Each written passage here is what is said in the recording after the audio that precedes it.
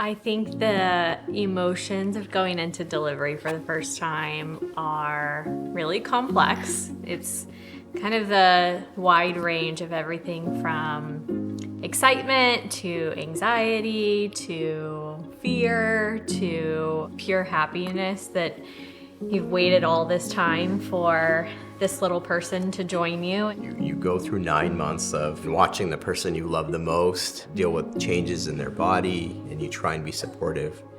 And it's an adventure. Just like this little man's an adventure. And it's exciting. You know that there's this light at the end of the tunnel, and when that day finally comes, it's nerve-wracking.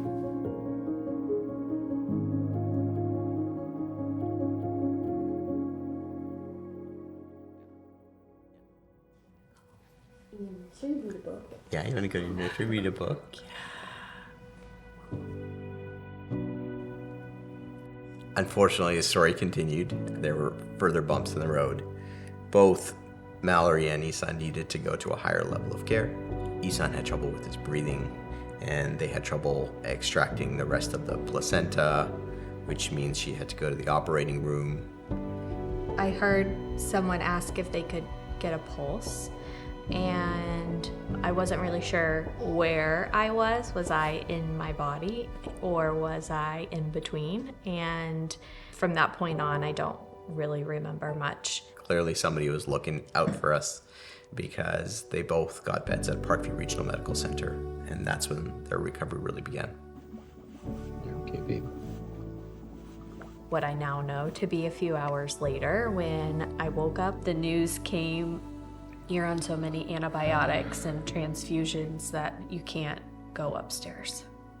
Having this wonderful miracle and going through everything that you go through and then not being able to see them. You know, we're one floor apart at Parkview Regional between the NICU and labor and delivery, but gosh, having that little one be inside of you for 10 months and then all of a sudden you're separated, it could have been from here to the moon, and it was too far. That was really, really hard to see him so sick. It's comforting to know they're in the right place. Baby's first ride. Coming home. May 29th at 8:20. 8:20 p.m. Okay, nice work, Mama. Nice work, baby. Go home, baby. Let's go home. The NICU nurses, the way that they never let me felt like I miss a beat, and gave me such positive reinforcement that I was doing everything right, even though I didn't know what I was doing.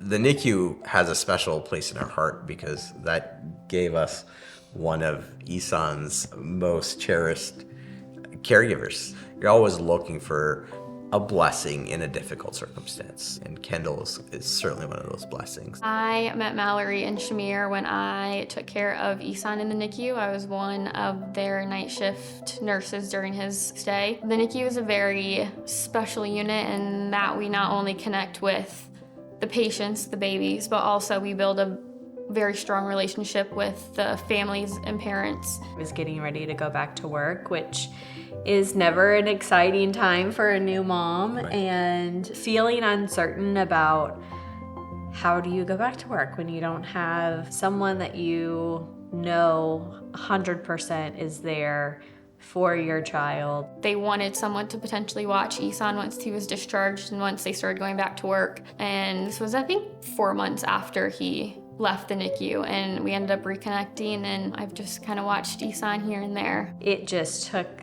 such weight off of our shoulders. I think I probably could have cried to be like so happy to see her and welcome her into our house. It's been a very sweet experience to see him, you know, on the respiratory support, working on feeds, to now being a thriving almost 1-year-old. He's so bubbly. He's a bubbly boy. I'd say we have a pretty special bond, me and him, with me watching him. Every day, all of us go through different challenges, and looking at your child and watching him grow every day, and the littlest thing like him saying Dada for the first time, which he did a few days ago, just helps you put everything into perspective, that we can be here to take care of him and that he's healthy and he's well, especially after a bumpy road, and gives us an opportunity to say thank you to all of the folks that were involved in his care.